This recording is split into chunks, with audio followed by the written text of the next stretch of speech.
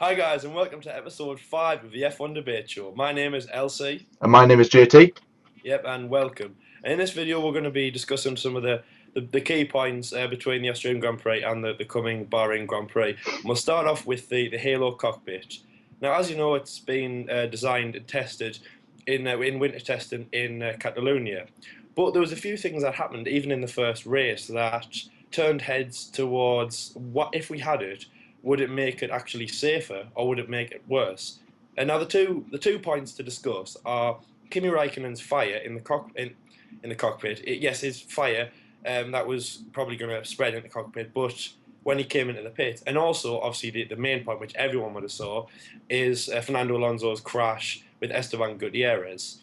Now, obviously, Halo cockpit protection would be brought in to improve the safety of the drivers to stop accidents. This is what we've seen in the past, things like assembly flying up and hitting the helmet, such as what we saw Massa have in Hungary, and obviously in Pujols in Japan 14. So JT, gives your thoughts on if as a scenario, if Fernando had this Halo cockpit on his car, what would the outcome have been? Would it have helped him, in terms of not having the injury, or would it have saved the car, or would it have made it have worse? Would he be trapped? Give us your rundown on what you think would have happened?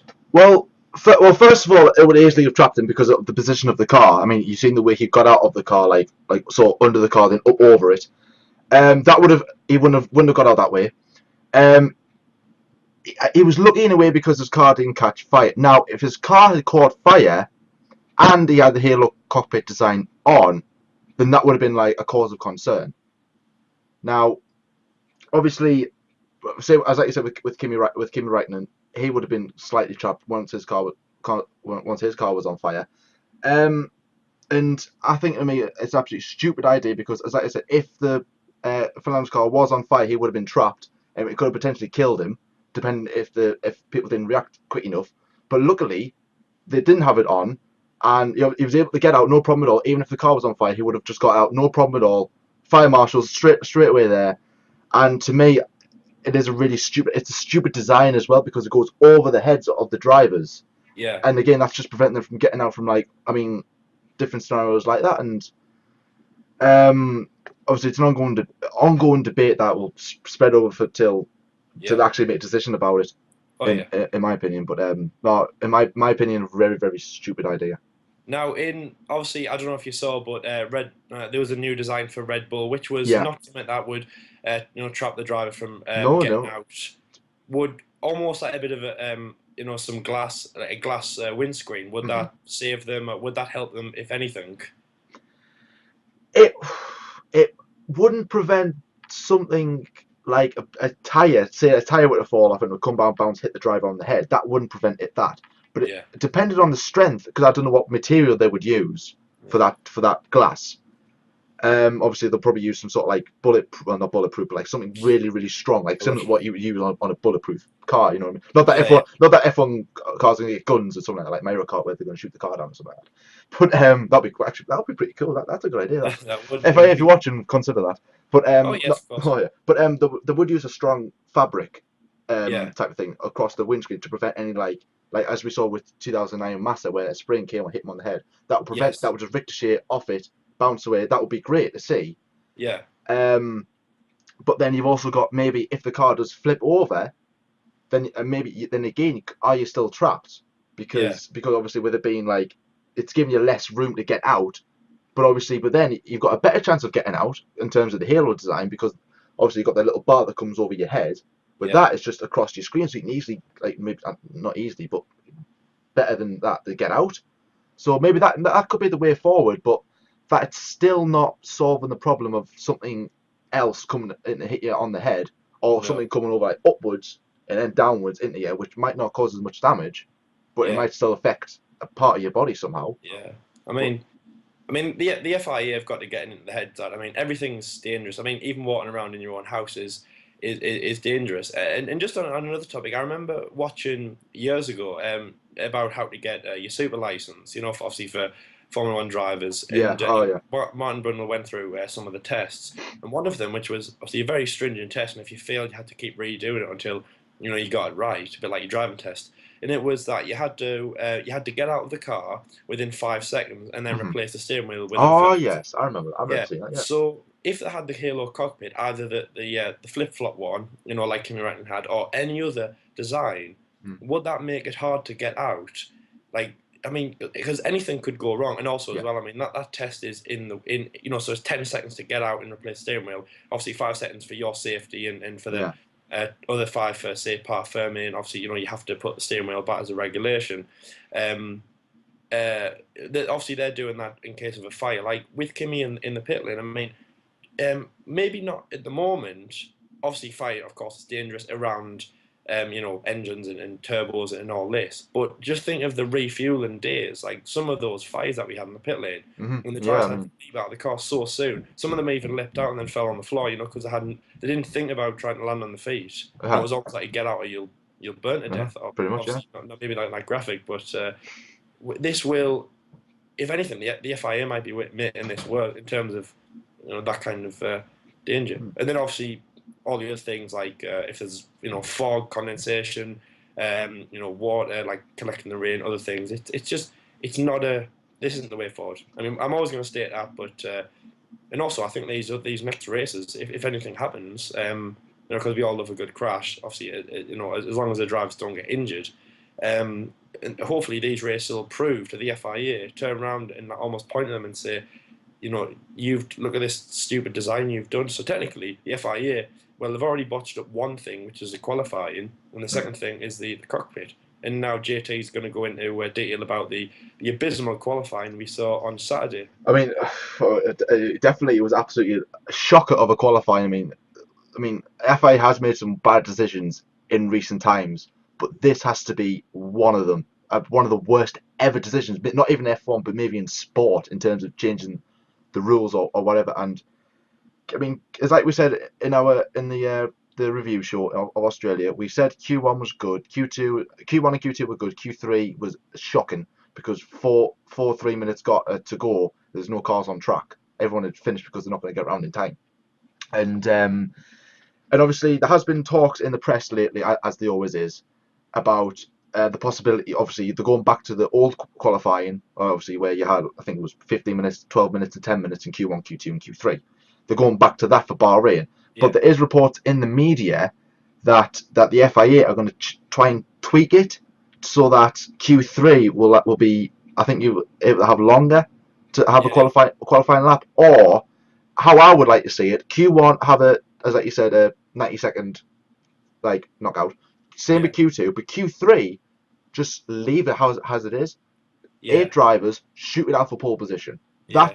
That would, for me, might not be perfect, but that's better than what it is. That's what I would go with. Yeah. But obviously the FIA don't seem to listen to fans. Yeah. When I first heard that there was going to be a knockout, if anything, that's what I imagined. Mm-hmm. That Q1 and Q2 were going to be that 90-second, that confusing, mumbo jumbo. But yeah, I thought Q3 would be, as you said, the knockout, the normal procedure. Yeah, I mean, as me and LC said in our previous video, is that we obviously people were judging this new qualifying system, and we said, look, let's give it a chance, because.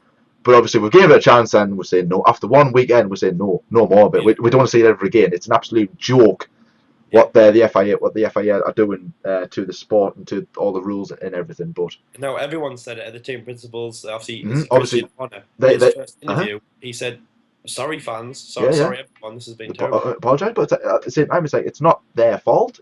They've got to go. They've got to put up with it and be like. Right, the FIA have said it. They've signed the papers and documents or whatever. Said, right, this is what's going to be the new qualifying.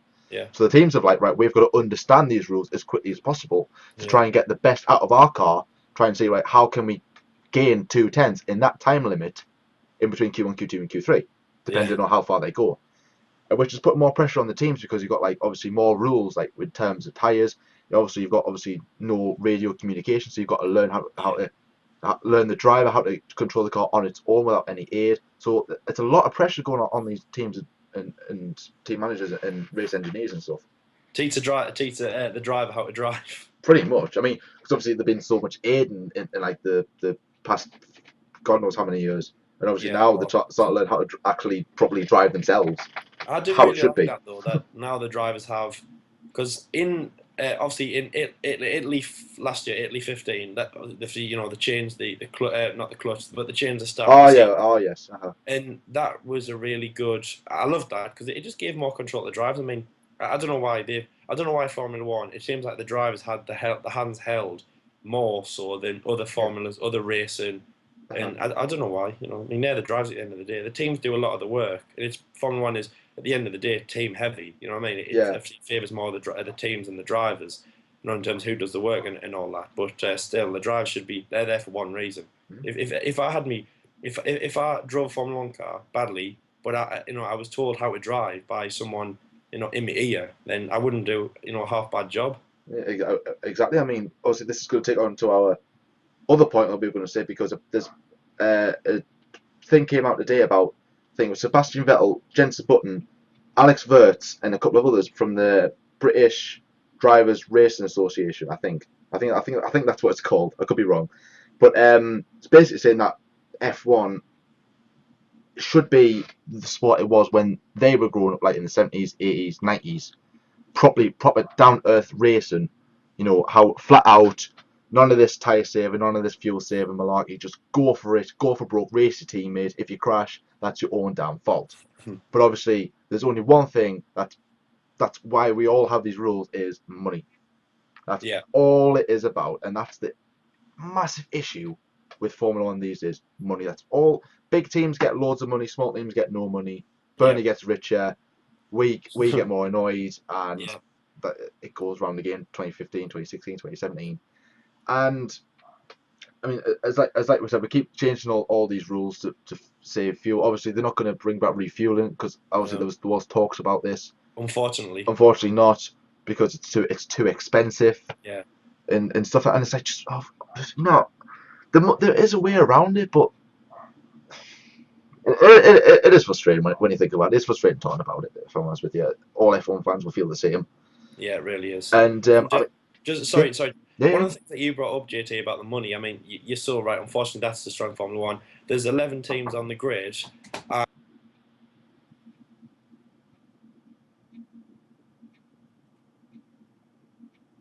LC is gone. LC. But he seems to have gone. I think he's gone off or something. But anyways, as we were saying about the money. Oh, hello, LC, you're back. I'm back. Sorry about technical difficulty. Technical problem, all right, no problem at all. Yeah. But so I was in the middle of saying that there's 11 teams on the grid, and there's a prize money for 10 of those teams, and now obviously through the latter years, and probably the last one is 2012. I remember in Brazil 2012 there was a fight between Marussia and Caterham. In terms of who would get the funding, and obviously there has been there in 2014. Obviously, a lot of the scratch ahead because, as you know, obviously the end of 2014, both Manor and Caterham were out. Yeah.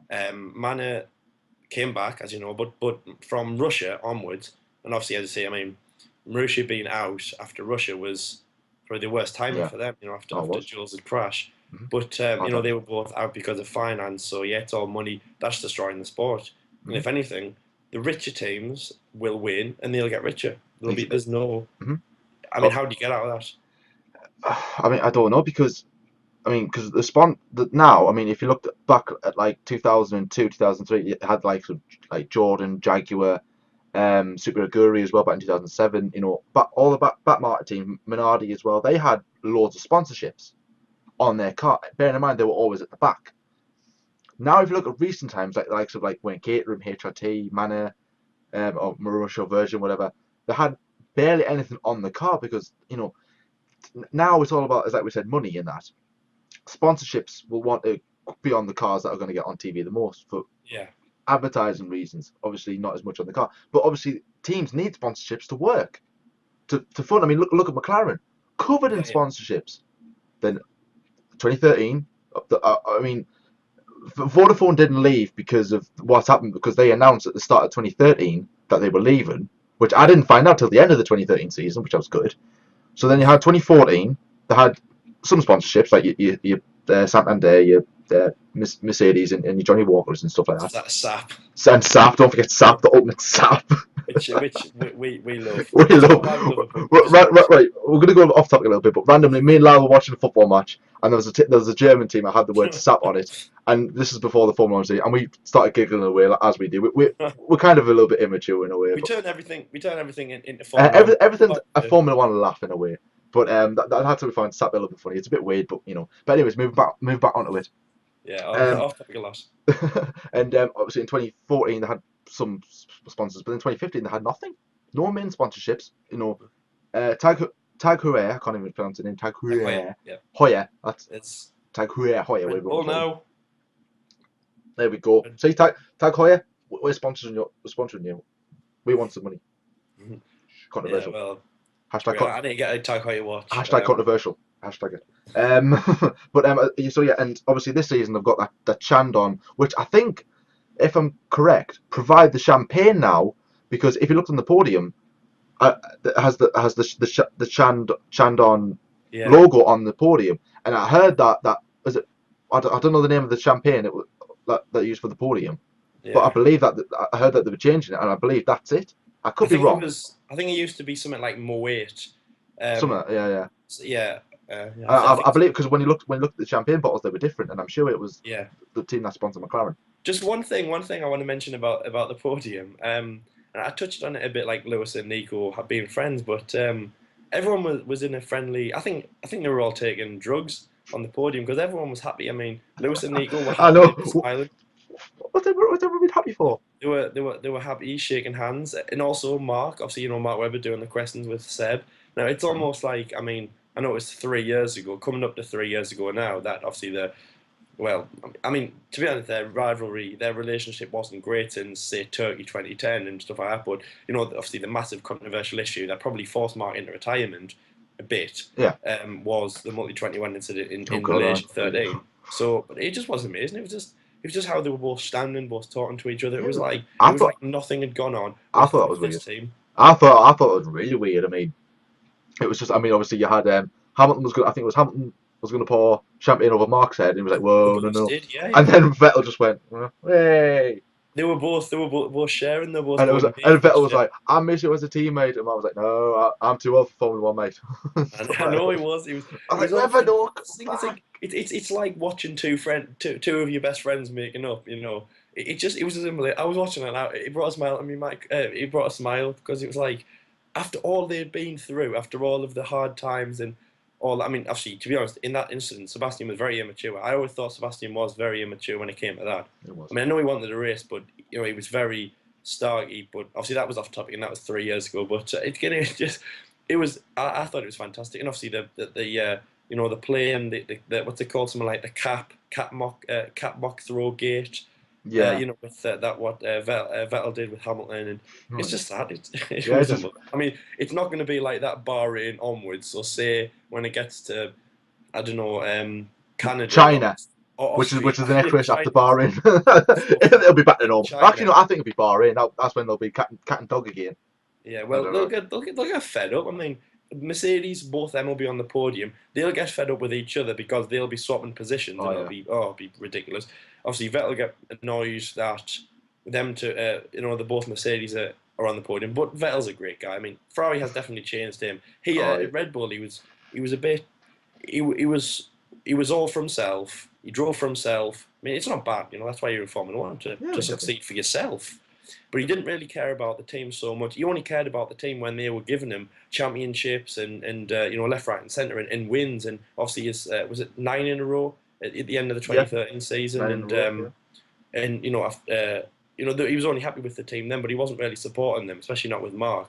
But Ferrari's definitely changed him as a driver. Yes. For the better. I mean, that was my little tangent on Sebastian Vettel, but yeah. I mean, definitely.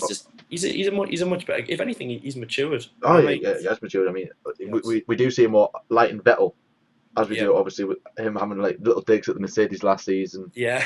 and all that.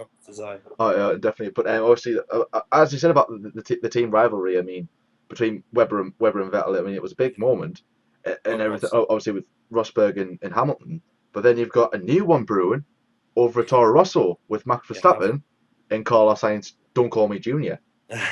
And because obviously that, I mean, that's a bit of an ongoing thing where people was saying, is this the next Rosberg Hamilton battle? And it's like, no, not really.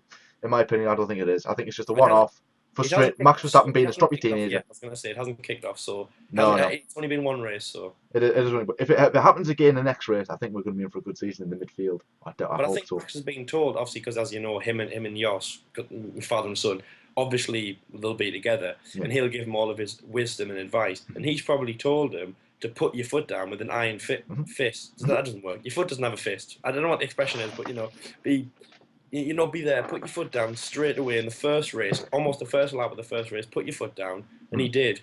He impressed, obviously keeping ahead of Hamilton. He Oh, yeah. impressed, I'd say, during the race, but then he almost turned heads.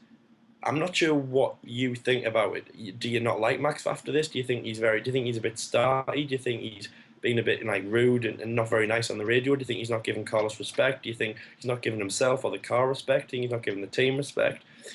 Or do you think he's turning into Vettel for the Vettel in a bad way at Red Bull, meaning that Bal's teammate, you can't work with him. He's a lion. You've got to pull him back and then just let him go when you need to. Yeah. But don't expect any handouts or handshakes when he's on his way. Mm-hmm. Or if you turn into Vettel in the good way obviously being 9 in a row, four consecutive world championships. Yeah. Yeah. Yeah. Good way, that's Yeah, I mean, obviously, with Max having Jos as a dad, obviously, and as a mentor as well throughout his karting career, he would have been brought up the aggressive, proper racing way, the desire to win, the desire to be the best to your ability. So that's what Jos would have put into Max, and that's what Max has shown. That's what Max has been showing from last season into this season. Now, obviously, he was frustrated at the team because of this pit stop thing, because apparently he was on the radio for a good few laps complaining about his tyres, and they pitted. I'm going to put potted snooker. Well, they pitted Carlos Sainz to Ocon Jr. first, and obviously, but what they said to Max was that Carlos was locking up a lot, and that's why they pitted him first, because his tyres were wearing out. But obviously, Max wanted a new fresh of rubber. Softs or super softs, I don't know what was on at the time. He obviously he wanted to go out there and get as high as he possibly can, because as you can see, he can race and keep the Mercedes behind him, which is the fastest car on the grid. And obviously, as like we said, the hardcore racing, proper old school style is there, and it was shown when you had him behind Carlos Sainz when they were battling for Julian Palmer for the final point. And I mean that to me shows fight in Max Verstappen. I don't see it as an arrogant driver. I see him as a determined driver who wants to be up there. It doesn't matter what team he's in. He's in Toro Rosso. They're not going to win a race. They might get on the podium luckily, but I highly doubt it. But there might be that one lucky race where all the drivers blow up and he gets on the podium. He'll be one of them. And obviously, he wants to do well in it. He wants to show other teams what he can do. He doesn't want to say, oh, I'm the next Senna, I'm the next Schumacher, I'm the next Vettel. I want to be, look, I am Max Verstappen and I'm here to win. I want to leave my name in Formula like what Vettel has, what Schumacher has. He wants to have that desire to be up there with the great, and that's what Jos has built into him. And that's what I believe that he has the potential to do. So I don't believe he's been arrogant. I believe that this is Max Verstappen coming out of his shell. He's fighting. He knows what he can do. We know what he can do. And I believe that future world champion in him, and I am a big fan of Max Verstappen, without a doubt. Oh, you have to be. Oh, I love Max. I think everyone's behind him. He's not even. He's still a teenager. Everyone will be behind him till the point he starts winning like multiple world champions, like what Vettel did, and then that's when everyone will start hitting him because he's an arrogant Dutch driver, blah blah blah blah blah. And then he retire. Then he'd be like, oh, he's a legend. Yeah, but I mean, you don't have to be. I mean, look at Michael Schumacher. I mean, he wasn't arrogant. When he was winning, obviously from 2000 2004. Mm-hmm. And obviously in his period with Ferrari, and neither was Fernando Alonso. Obviously, I don't know those seasons inside out, but I was watching the 2006 review, and it was just obviously Michael was going for a championship, and so was Fernando. And now, for an example, let's go to 2012 when Fernando Alonso and Sebastian Vettel were battling each other. And I mean, I know it wasn't terrible. It wasn't like Seb and Martin, they went at each other's throats, but there wasn't any joking about or anything like that. It was serious, to the money. And I imagine Seb wouldn't even, if he saw him in the I imagine in the driver's briefing, Seb sat on one side, Alonso sat on the other, and they didn't speak to each other because they wouldn't. But obviously in 2006, I imagine Schumacher and Alonso, in the would have, they would have been chatting away in. They would have been chatting away even about like footy or whatever. I mean, obviously the World Cup was going on in Germany, 2006 at that time. So yeah. I'm sure it even said something like they were talking about the World Cup on the podium or something like that. That's where I got in my head. I mean, obviously, I think this is what he's going to develop into it and everything. But like, obviously, time has changed in Formula One. They're not the same drivers. It's not the same attitude anymore. I mean, as it was back then, which is a bit disappointing because like in a way, everyone back then was like it was an even playing field type of thing. Obviously, money got dished out fairly and all that. As I said before, back team got sponsorships. Now all the money has been pushed to the front, controlling the top teams, losing the bottom teams, and this is losing the desire. But this is what Max wants. He wants that desire to win, wants that desire to go forward. And obviously at the same time, he should think to himself, like what you were saying when Schumacher and Alonso were having a bit crack on the podium. That's what he should be like. He should show his fight on the track, but off the track, he's like a bit like what if you've watched the Tuned episode of Emerson Fittipaldi. Off the track, nice guy, shake autographs signed and that, butterfly, blah blah blah blah blah, and all that malarkey. And then when he goes on the track, he's horrible. I'm aggressive and I'm a werewolf, and it's like this Perez, I'm not a werewolf. And that type of thing. We hope everyone watches Tuned out there. We don't hope everyone will have watched Tuned, and also as well, myself and JT. We love Tuned. Series 1 was so funny.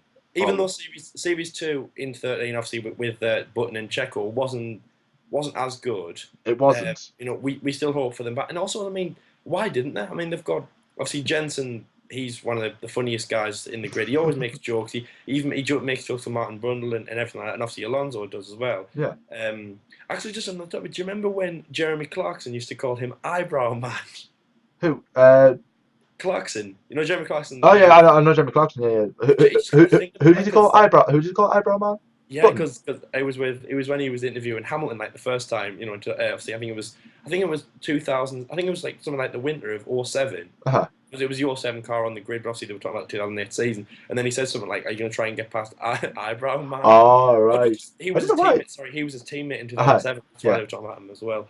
Right. But that was our off topic from another off topic, and our first off topic was Tuned. And yes, I know what you mean. Another off topic from that is we hope you watch Tuned, and we hope that season, that's obviously 2016. Sorry, from like say Silverstone onwards, like it did in 2012, Tuned returns with those two amazing drivers. It will probably be funny, like amazing, very funny and all that. So yeah. I mean, we do get off topic a bit, but I mean, it's unscripted.